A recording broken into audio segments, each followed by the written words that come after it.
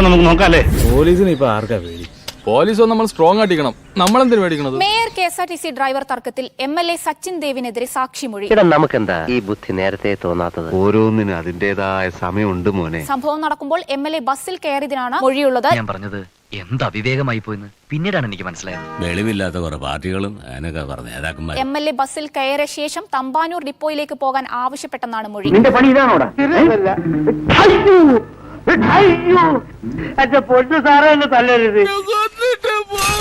ബസ്സിന് മുന്നിൽ സഞ്ചരിച്ച കാറിനെ പല പ്രാവശ്യം ബസ് ഇടതുഭാഗത്തോടുകൂടി ഓവർടേക്ക് ചെയ്യാൻ ശ്രമിച്ചു. എന്നെ ഓവർടേക്ക് ചെയ്യാൻ ഒരുത്തരെയും ഞാൻ സമ്മതിക്കില്ല. പിൻസീറ്റിലിരുന്ന ആര്യ രാജേന്ദ്രൻ ഡ്രൈവറെ നോക്കിയപ്പോൾ അശ്ലീല ചുവയുള്ള ആംഗ്യം കാണിച്ചുവെന്നാണ് പരാതി. അരിവർഷം നിർത്തിയപ്പോ പിണ്ണാക്ക എഴുതിയിട്ട ആരെ കാണിക്കാനാണ് നീ കോപ്രായം കാണിക്കുന്നത്? പക്ഷെ ഞാൻ പറയാനുള്ളത് പറയും. അയാൾ ഒറ്റ ഒരുത്തന യവന്മാരെല്ലാം ചീത്താക്കുന്നത്. ഇയാൾക്ക് ഇത് എന്തിന്റെ സൂക്കേടാണെന്ന് എനിക്ക് മനസ്സിലായി. ഞാൻ ഓടിച്ചിരുന്ന ഗ്ലാസ് ബോഡി വണ്ടിയാണ്. കൈ പുറത്തോട്ട് പോലും ഇടാൻ പറ്റില്ല, പഴയ ഗ്ലാസ് ആണ്. പറഞ്ഞത് കേട്ടോടാ. അത് നീങ്ങ പോലുമില്ല, റണ്ണറിലെ കൂടെ നീങ്ങ പോലുമില്ല. നമുക്ക് കൈ വെളിയിലിട്ട് കാണിക്കാം. അന്തസ് വേണോടാ, അന്തസ്.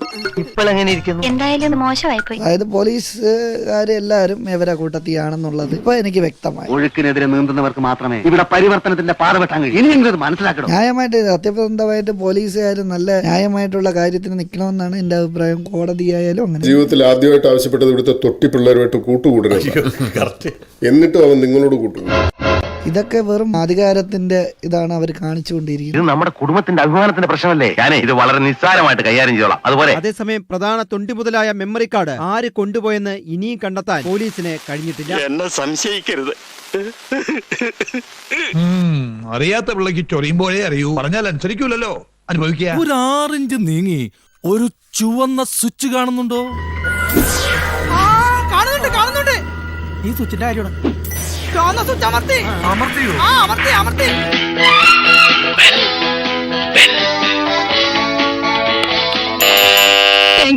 ഈ ഉപകാരം മറന്നാലും ഞാൻ മരിക്കില്ല.